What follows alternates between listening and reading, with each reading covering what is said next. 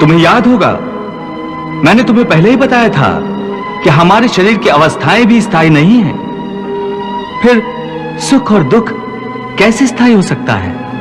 इसका अर्थ है कि सुख के साथ साथ मनुष्य को दुख भी भोगना पड़ता है। हां पार्थ, सुख और दुख एक ही चक्र के दो अर्ध भागों की भांति है। यह चक्र चलता रहता है, चलता रहता है।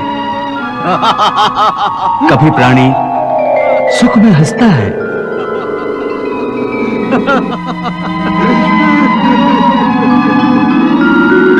वही प्राणी दुख में रोता और बिलखता है।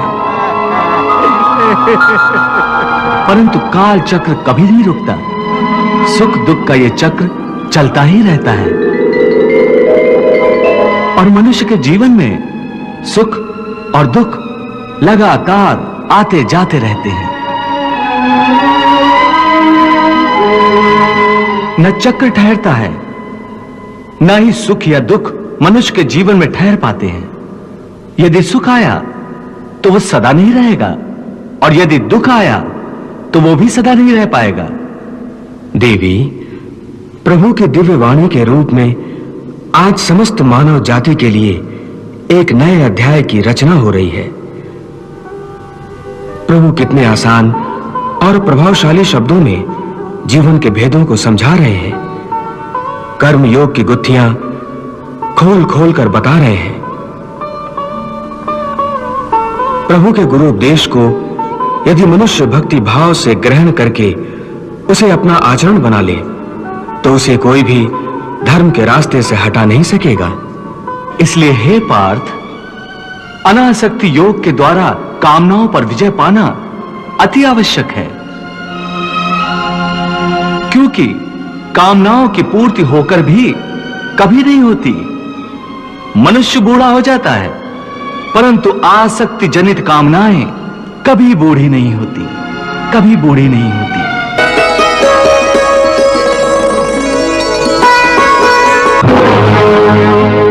पार्थ, एक कामना अनेक कामनाओं को जन्म देती है।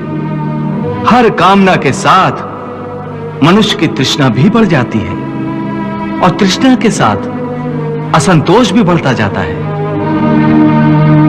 फिर ऐसे असंतुष्ट मनुष्य को, जो कामनाओं से ग्रस्त है, उसे उचित अनुचित का विवेक नहीं रहता। पार्थ, इसलिए मैं तुमसे कहता हूं कि तुम अपनी कामनाओं का त्याग करके स्थित प्रज्ञ बनो। स्थित प्रज्ञ जो कर्मयोग की चरम अवस्था है। वाह प्रभु, वाह, क्या सुंदर बात कही आपने। वाह। हे मधुसूदन, तुम तो कहते हो कामनाओं का त्याग करके स्थित प्रज्ञ बन जाओ, परंतु स्थित प्रज्ञ बनने के लिए सबसे आवश्यक क्या है? स्थिर बुद्धि। स्थिर बुद्धि? परंतु मनुष्य अपनी बुद्धि को स्थिर कैसे रख सकता है? आशा और निराशा दोनों से मुक्त होकर ही बुद्धि को स्थिर किया जा सकता है। बुद्धि स्थिर होगी तो इंद्रियों के विषयों का बल टूट जाएगा। यदि कोई किसी इंद्रिय को ही काट कर फेंक दे तो क्या उस इंद्रिय का विषय नष्ट हो जाएगा? नहीं अर्जुन, यदि किसी दुर्घटनावश किसी की आंखें अंधी हो जाएं, तो यह आवश्यक नहीं कि उसकी आंखें रूप की कल्पना करना ही छोड़ दें। आंखें ना होने पर भी उसका मन ऐसे दृश्यों की कल्पना कर सकता है जो उसे विषयों के मुंह में फंसाए चले जाएं। पार्थ, एक अंधा मनुष्य भगवान के स्वरूप की भी कल्पना कर सकता है।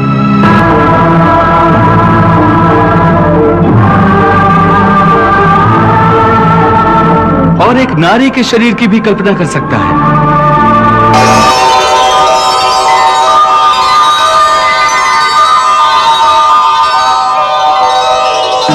सो किसी इंद्रिय के होने ना होने से मन की वासना और आसक्ति में फर्क नहीं पड़ता। हे अर्जुन, तुम यूं समझो कि जैसे कोई मनुष्य आंखें बंद करके यह प्रदर्शन कर रहा है कि वो भगवान का ध्यान लगाए बैठा है, परंतु वास्तव में उसके मन की आंखों में भगवान की मूरत नहीं, अपनी प्रेमिका का शरीर घूम रहा है।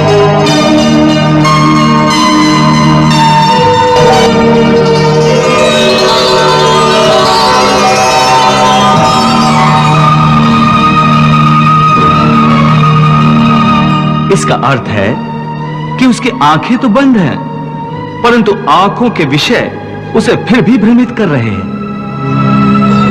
हे अर्जुन, कई लोग अपनी इंद्रियों पर बड़ी कठोरता से निग्रह करने के लिए बड़े कठिन व्रत और उपवास रखते हैं।